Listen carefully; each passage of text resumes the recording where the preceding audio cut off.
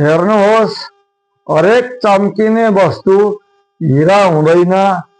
जुनकिरीको पिँध पनि साँझ परेपछि चम्किन्छ। हरेक बिजाउने वस्तु काँडा हुँदैन। गिद्धेहरूको कटु वचनले पनि मन बिझाइरहन्छ। भौतिक शरीरले बाटो त बिर्सिएला, तर प्रेमी आत्मा कदापि टाढा हुँदैन।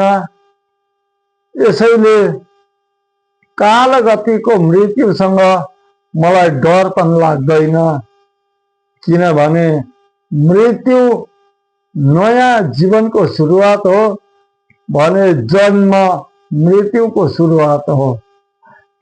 दुईटै अनिवार्य छ, दुईटै इम्पोर्टेन्ट छ र दुईटै निश्चित छ, अवश्य हुन्छ नै।